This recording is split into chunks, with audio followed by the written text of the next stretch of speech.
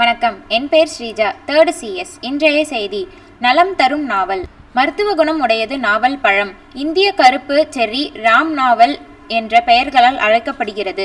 ஆயுர்வேத மருத்துவத்தில் முக்கிய இடம் வகிக்கிறது. நீரிழிவு நோய்க்கு நிவாரணியாக கருதப்படுகிறது.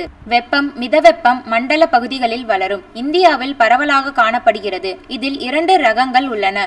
ஒன்று பெரியதாக நீள் சதுர வடிவம் உடையது, அதிக இனிப்பானது. பழுத்த நிலையில் அடர் ஊதா அல்லது நீல கருப்பு நிறத்தில் இருக்கும். ஜூன், ஜூலை மாதங்களில் அதிகம் கிடைக்கும். கணிசமான அளவில் ஊட்டச்சத்து உடையது. கனிமம், புரதம், இரும்புச்சத்து அதிகம் உள்ளது.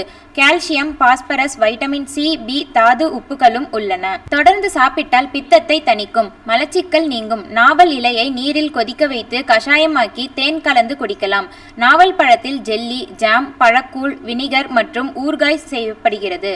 இந்த பழச்சாறு வயிற்றுப்போக்கை குணப்படுத்தும். பழத்தில் இருந்து தயாரிக்கப்படும் வினிகர் பசியை தூண்டும்.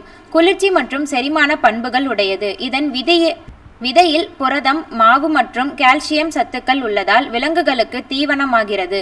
நாவல் மரம் ரயில் பெட்டி படுக்கை செய்வதற்கு பயன்படுகிறது. இம்மரத்தை பூச்சி, பூஞ்சானம் தாக்குவதில்லை. நன்றி.